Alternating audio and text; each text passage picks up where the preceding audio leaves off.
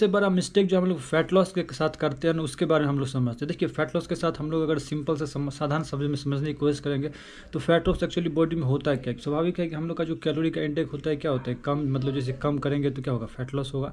लेकिन देखिए एक्चुअली होता है क्या ना, हम लोग इस हिसाब से क्या कर सकते हैं, बहुत से जैसे फास्टिंग कर लेते हैं, इंटरमीडिएंट फास्टिंग जैसे उसको बोला जाता है। जैसे ये सब चीज़ों करने से एक्चुअली तो जो सबसे देखिए दिक्कत क्या आती है ना, जैसे आप फास्टिंग करिएगा तो क्या होगा, उससे शरीर में वीकनेस आता है, वीकनेस आएगा, डिजीनेस आएगा, तो ये सब शरीर में आएगा, हम हार्मोनल इम्बैलेंस आएगा। तो ये सब चीज़ें हो जाएगी कब, जब आप जैसे कैलोरी का इंटेक कम कर दीजिएगा, जब इंटरमीडिएंट फास्टिंग या कोई भी तरह का किसी तरह का फास्टिंग करिएगा, या आप डाइट के इंटेक को बहुत कम कर दीजिएगा। तो ये बिल्कुल भी सही तरीका नहीं है। सही तरीका क्या है, जब भी आप फैट लॉस करना चाहते हैं तो एक्चुअली आपको क्या करना है ना, कि मतलब जो भी आपका जो वर्कआउट है उसको आपको सही से समझना पड़ेगा। जैसे वर्कआउट का कैसा अप्रोच लेना है। जैसे देखिए फैट लॉस में क्या होता है कि आप सिर्फ और सिर्फ अगर कार्डियो करिएगा तो कार्डियो में आप देखिएगा बहुत ज़्यादा जैसे मसल्स जैसे वो आ जाता है उसमें, मतलब जैसे से मतलब वो करने लगता है।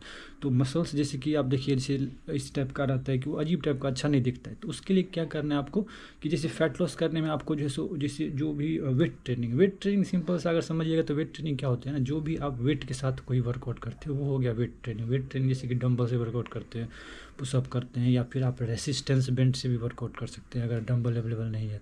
तो ये सब चीज़ होता है वेट ट्रेनिंग। वेट ट्रेनिंग करने पे क्या होता है ना, कि जो मसल्स का जो शेप है ना, आपका एक जो शेप है वो सही से ग्रो करेगा।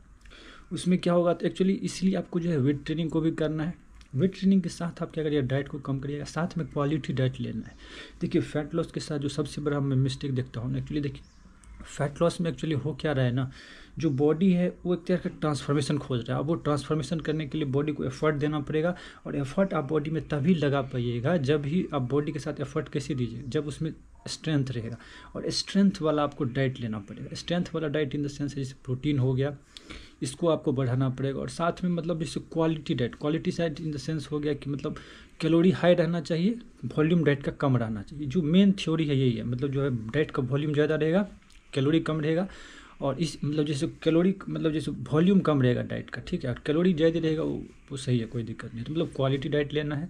वर्कआउट में क्या करना है आपको, कि मतलब जैसे कि रेगुलर वर्कआउट करना है। रेगुलर नहीं भी होगा, मतलब आपको ये रखना है कि रेगुलर वर्कआउट के साथ सिर्फ कार्डियो पे हम लोग रिलाई नहीं हो। कार्डियो के साथ आपको जो आपका जो मतलब जो वेट ट्रेनिंग है उसको लेना है, और मतलब ये अप्रोच रखना है। और साथ में डाइट लेना है। मतलब डाइट को ऐसा नहीं करने कि डाइट को नहीं लेना है, बिकॉज जो मोस्टली जो ये चीज़ होता है, बिकॉज डाइट नहीं लीजिएगा ना तो आप मतलब जो है शरीर को सही शेप में रख ही नहीं पाइएगा।